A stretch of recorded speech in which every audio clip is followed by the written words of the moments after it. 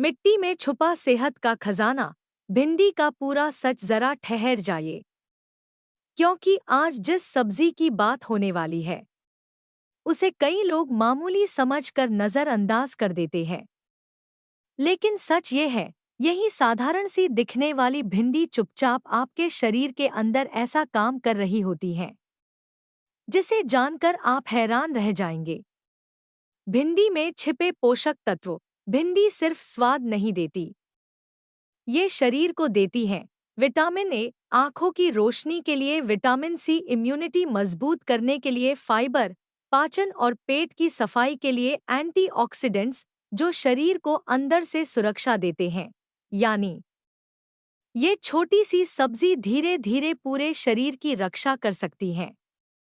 भिंडी खाने के असली फायदे। अगर हफ्ते में 3-4 बार भिंडी खाई जाए, पेट हल्का और साफ रह सकता है, कोलेस्ट्रॉल संतुलन में मदद मिल सकती है, ब्लड शुगर कंट्रोल में सहायक हो सकती है, त्वचा और आंखों को प्राकृतिक पोषण मिलता है।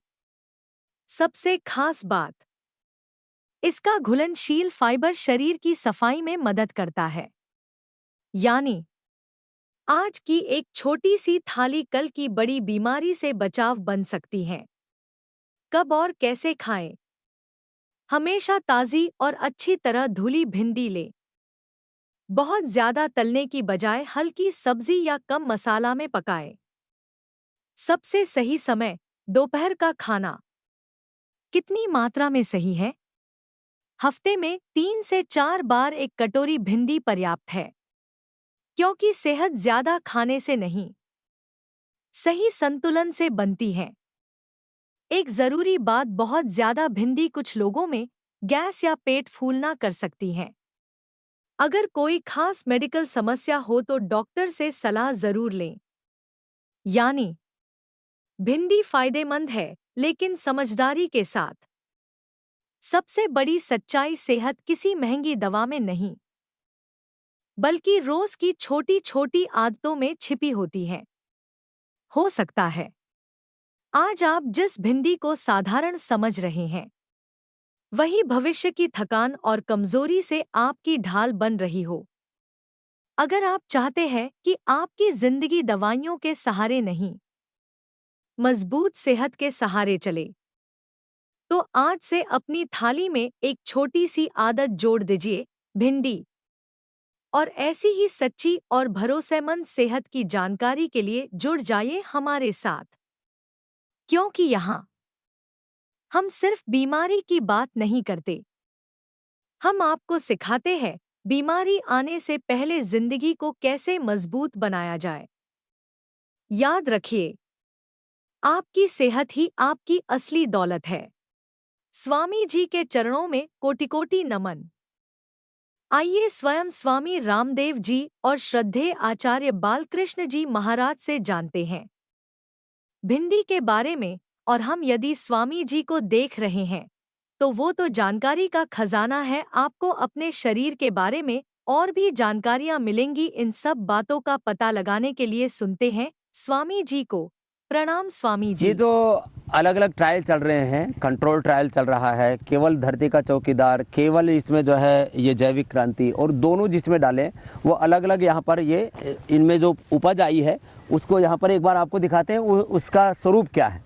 तो ये ऐसा एक तो है जो कंट्रोल वाला जो नॉर्मली जिसमें हम जैसे गोमूत्र गोबर से जो तैयार कर, गोबर जो हम जो ऑर्गेनिक खेती करते थे, प्राकृतिक खेती जिसको हम बोल रहे हैं, वो उसके हिसाब से पैदा स्वावलंबी खेती या जीरो बजट खेती है। ये है। इसमें आप देखेंगे इसकी जो कद काठी है, इनकी शक्ल सूरत है, इनकी लंबाई चौड़ाई है या इनकी संख्या, ये अभी हम लोगों ने पहली फसल तोड़ा है उसमें जो फर्क है।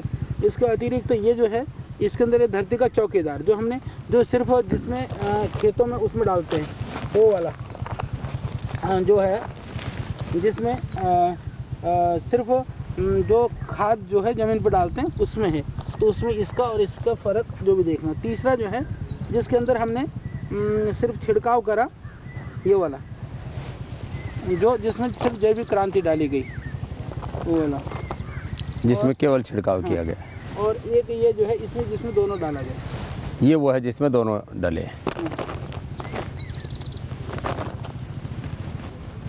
तो ये एक ही खेत में अभी सामान्य रूप से आप ऐसे कैमरे में देखेंगे, आप स्क्रीन पर देखेंगे तो बहुत ज़्यादा फ़र्क नहीं दिखेगा। इनकी संख्या, फिर इनका वज़न, फिर इनका कलर और फिर इनके अंदर एक्टिव इंग्रेडिएंट्स में भी क्या मूलभूत फ़र्क पड़ा है, ये सारा हम लैब में परीक्षण करेंगे और आपको पूरी रिपोर्ट इसकी करेंगे। और 3 महीने के बाद हम आपको पूरा इसका निष्कर्ष देंगे कि इससे 10, 20, 25, 30% कितनी इसमें वृद्धि हुई है। एक नॉर्मल जो गोबर गोमूत्र से खेती हो रही है और दूसरी जो केवल धरती के चौकीदार से केवल जो है ये धरती का चौकीदार ये दाने हैं जिसके अंदर नीम की खली, नीम का जो है तेल और जो है राजस्थान में एक खास किस्म की मिट्टी होती है रॉक फॉस्फेट, वो इसके अंदर मूलतः है, इसके एक्टिव कंपोनेंट्स हैं, इंग्रेडिएंट्स हैं। और ये जो है ये दूसरा जैविक क्रांति जो 1 लीटर 100 लीटर पानी में पड़ती है और करीब 1 एकड़ ज़मीन में 100 से 125 लीटर क्रॉप की जो है उसके साइज़ के हिसाब से, तो 1 से 1.25 लीटर ये 1 एकड़ में ये पड़ता है। तो इसके द्वारा कितने चेंजेज आते हैं। और एक कुदरती खेती करें या केमिकल वाली खेती करें तो किस तरह से आप अपनी उपज बढ़ा सकते हैं। उपज बढ़ेगी तो आमदनी भी बढ़ेगी। और हमारा संकल्प है कि सबसे पहली प्राथमिकता हम गोमूत्र गोबर पर आधारित कुदरती स्वावलंबी खेती को देते हैं। उसको जीरो बजट खेती कहो, जो भी उसको कहो, ये उसके अंदर एक वैल्यू एडिशन हमने कर दिया। वैज्ञानिक खेती होगी। जैविक खेती में भी एक साइंटिफिक अप्रोच को हमने बड़े रूप में ले लिया। तो ये आपको भिंडी का दिखाया। धन्यवाद।